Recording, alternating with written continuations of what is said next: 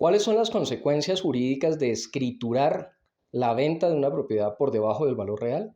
Quédate unos minutos y te lo contaré.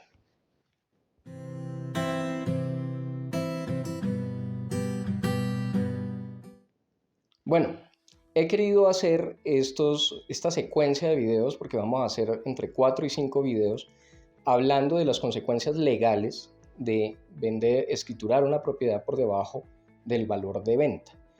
Y lo he querido hacer a solicitud de algunas personas que están en nuestro grupo de WhatsApp, que muy amablemente nos solicitaron tocar este tema.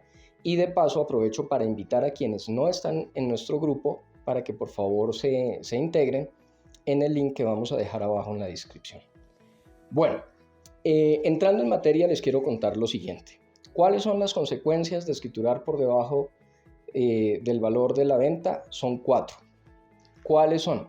Primero tenemos la consecuencia penal, que es para mí la más grave, y por eso quiero empezar con este video explicándoles un poco de las consecuencias penales. La segunda, puede haber, de acuerdo al precio de venta, una lesión enorme, y eso afectaría muchísimo los intereses, especialmente del comprador. En otro escenario podríamos vernos abocados a una simulación o a una posibilidad de que alguien haga una acción que se llama acción de fraude pauliano. Vamos a verlo en un tercer video.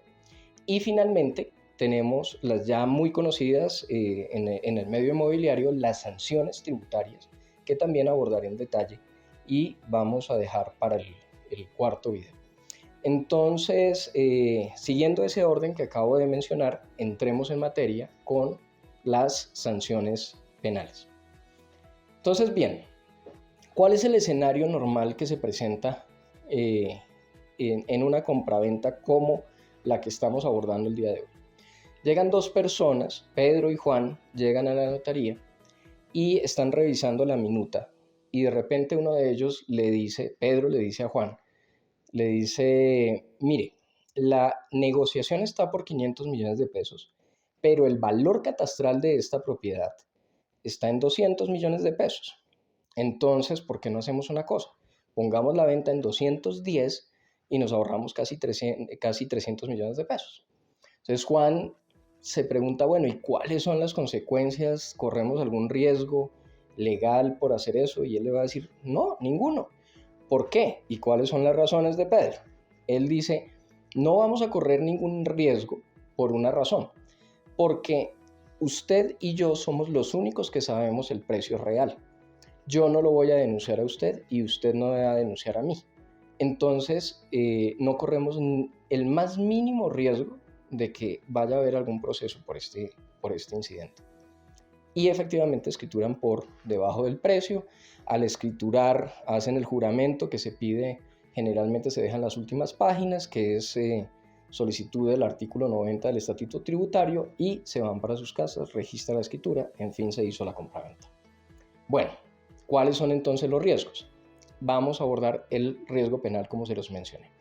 Entonces resulta que estas dos personas acudieron ante un particular con funciones públicas, es decir, particular que se asemeja a un funcionario público para efectos de este tema de sanción penal, y así lo ha dicho la Corte, y engañaron a ese particular que es el notario para que él expidiera un documento público que dice una falsedad.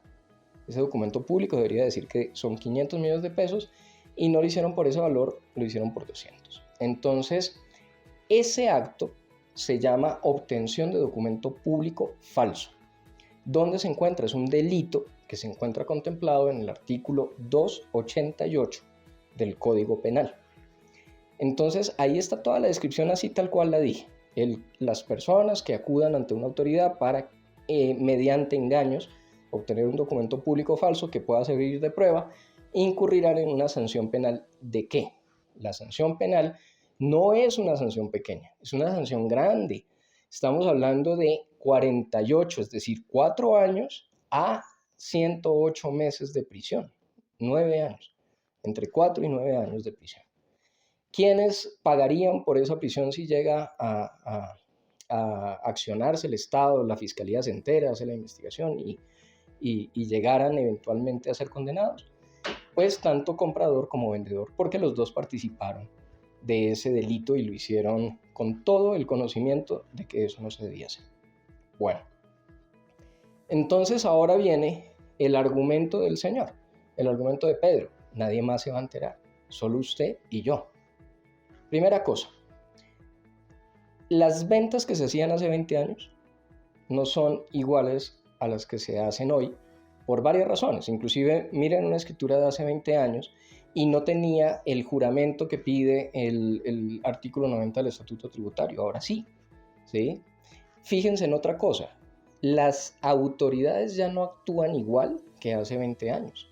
Entonces, ahora la DIAN tiene unos sistemas supremamente robustos que comparte tanto con el sector público como con el sector privado, en el cual se comparte la información y encuentra desfases. Cuando encuentra desfases, pues impone sanciones.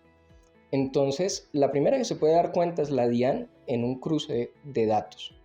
Esos cruces de datos dependen ¿de qué? De la información que el contador del vendedor le pase a la DIAN y el contador del comprador le pase a la DIAN. Es decir, yo no sé cómo están llevando la contabilidad la persona con la que yo estoy haciendo la negociación, y de eso dependen muchas cosas. Entonces, ese es un primer escenario. Otro escenario, yo desconozco en absoluto cuál es la vida privada de la persona con la que estoy negociando. Yo no sé si de pronto él se va a separar, yo no sé si de pronto él tiene acreedores que no piensa pagarles, ¿sí? Y por eso quiere vender la casa.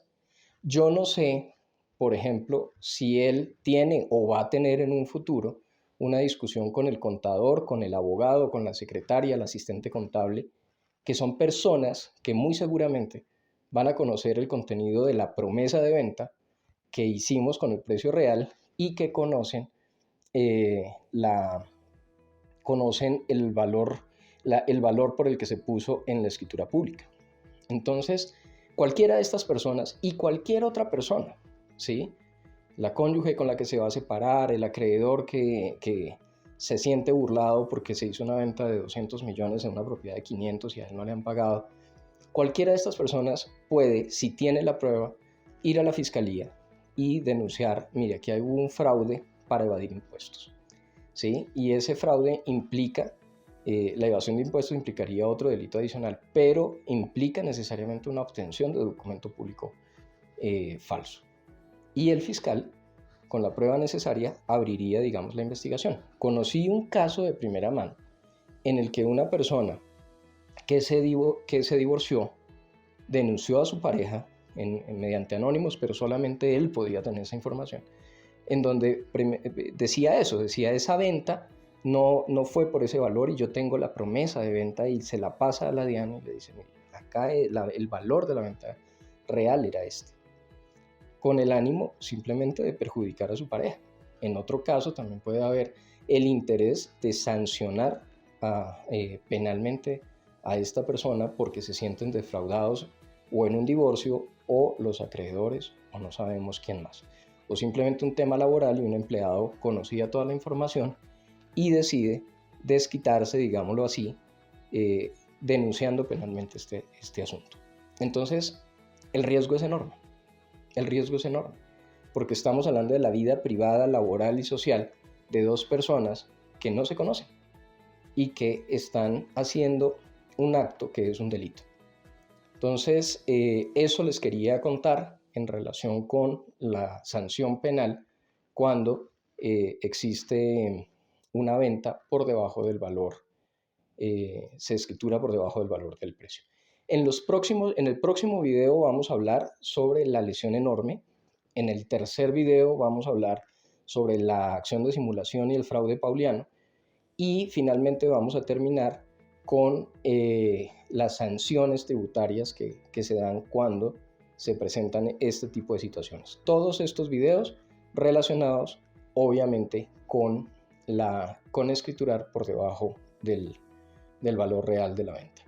Bueno, si te gustó este video dale like, y si consideras que a alguien le puede servir, le puede ser útil, por favor reenvíaselo. Gracias.